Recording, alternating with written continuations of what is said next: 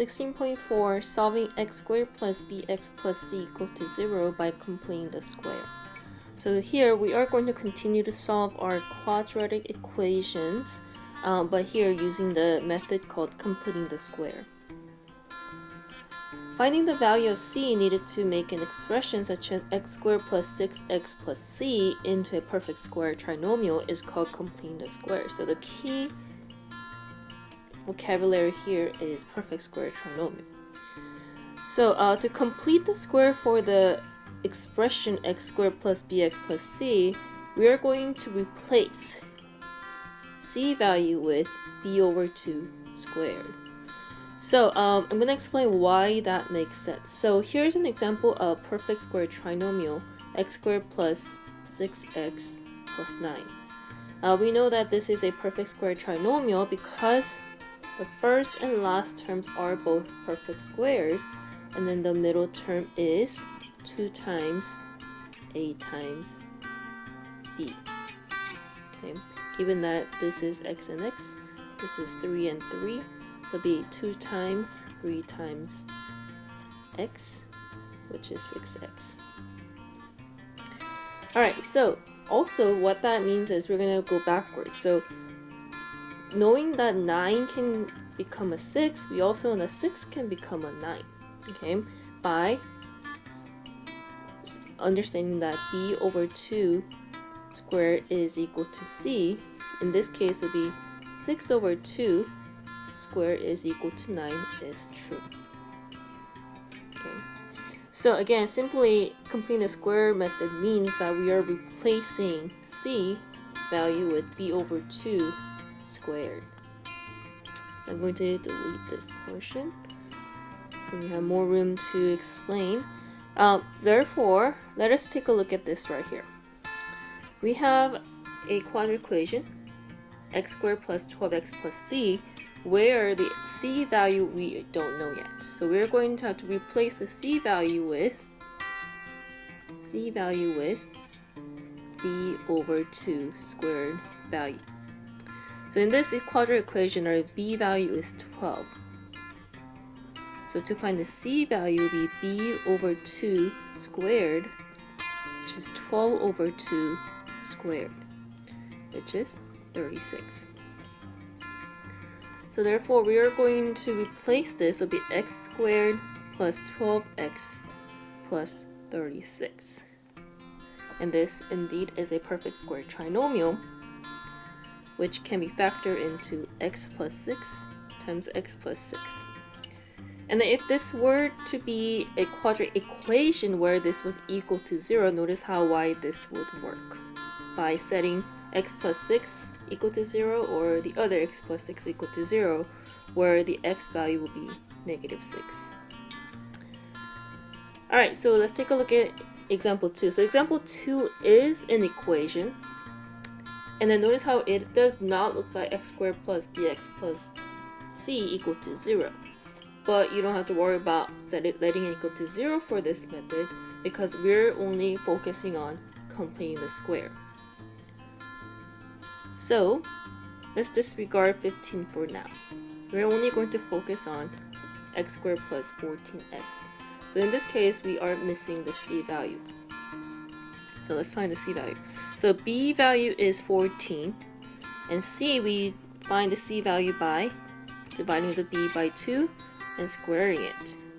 So it'll be 14 divided by 2 squared, so we 7 squared, which is 49. So to make x squared plus 14x plus blank equal into a perfect square trinomial, we're gonna let the c equal 49. So it'll be x squared plus 14x plus 49. So what we did right now is we simply included 49 in the missing place. But we've been always emphasizing that if you are adding or subtracting or doing something to the left side of the equation, you must do the same on the other side of the equation. So now we are going to work with 15 also. So bring down 15. Well, if you're going to add 49 on the left side, you also need to add 49 on the right side. Okay. Alright, so this becomes x squared plus 14x plus 49 is equal to 64.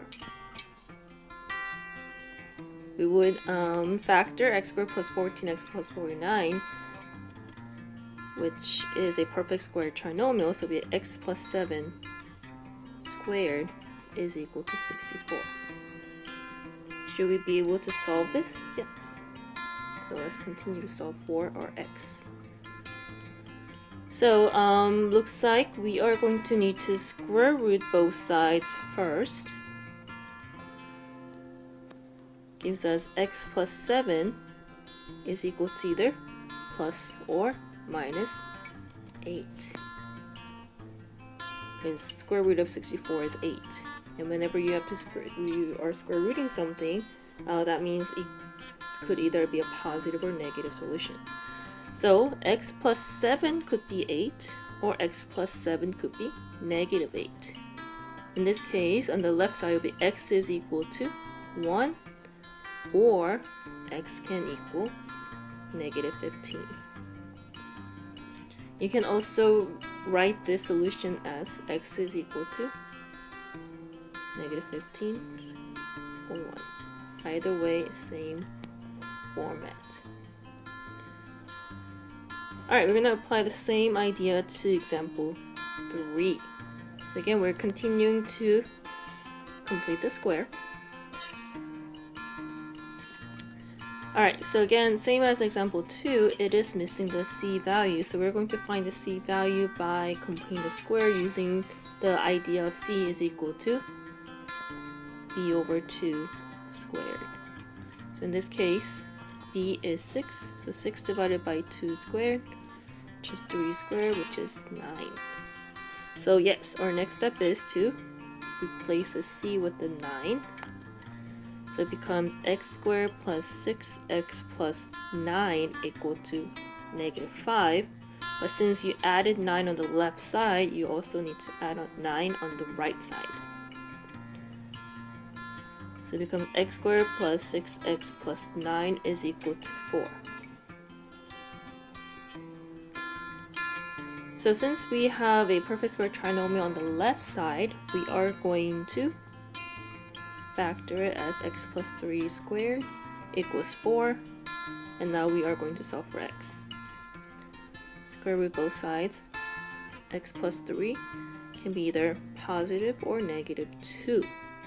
That means x plus 3 can be 2, or x plus 3 can be negative 2.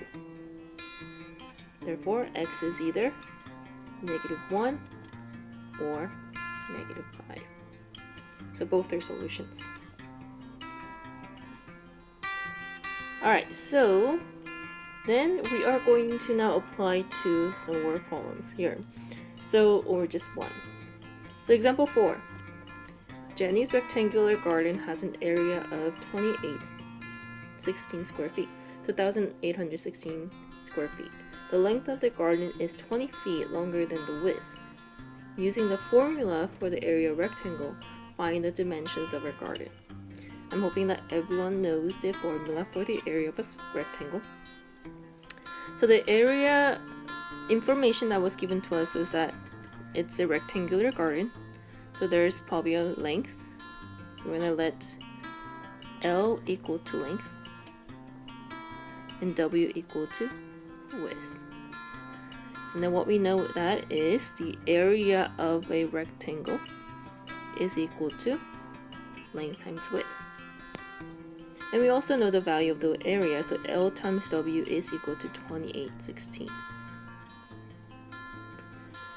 Another information that we know is the length of the garden is 20 feet longer than the width, which means length is 20 feet longer than the width.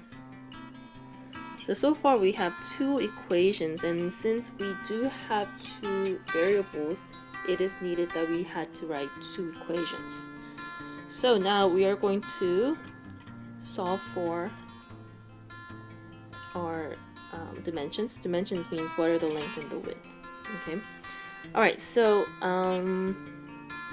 what I'm going to do is I'm going to be using substitution method and replace this L with W plus 20. So it'll be W plus 20 times W is equal to 2816. And it becomes W squared plus 20W is equal to 2816. So what we're trying to do here is to make it look like a quadratic equation. So notice how it's missing the C value again, so we're going to look for the C value by dividing B value into 2 and then squaring it. So it'll be 20 divided by 2 squared, which is 10 squared, so therefore C value is 100. So we did not have a C value before, but now we know what the C value can be to make it a perfect square trinomial. So let me rewrite the equation, the quadratic equation, into W squared plus 20W plus 100, we found that here, equals 2816, and don't forget to add 100 on the other side as well. So it becomes W squared plus 20W plus 100 is equal to 2916. Alright, so let's factor this out. W plus 10 squared is equal to 2916. Let's square root both sides. W plus 10 is equal to 2916 square root. I'm going to try different things, so maybe 36 times 36. 3 times 6 is 18, 21, 6 times 3 is 18, bring 1 up. Oh no, it's not 36. Let's see, 44 times 44, 6 here, 16, 17, I don't think it's 44 either. It looks like it's gonna be a bigger number. How about 58 times 58?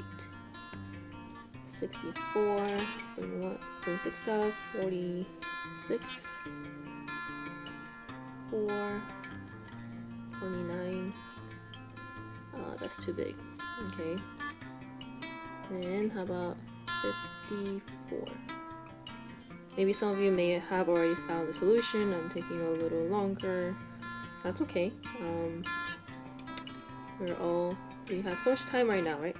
So I think I have found my number. So it'll be positive or negative 54. Alright, so W plus 10 can either be positive 54 or W plus 10 can be negative 54. So that means W can be either 44 or W can be negative 64. But here we're talking about a dimension. Like, can you have a negative dimension? No, we cannot. Therefore, our only value that's acceptable here for width is 44. But however, the question is, what is the dimension? Which means they want to know both the length and the width, and we know that the length is 20 feet longer than the width. So if the width is 44, that means length is 44 plus 20, so it'll be 60. So our dimension for the garden is 60 feet by 44 feet. And that is it. Again, if you have any questions on any of these problems for 16.4, you can either leave a comment on the thread or send me an email, or you can also join me on Friday's Google Meet Live. Alright, thank you so much.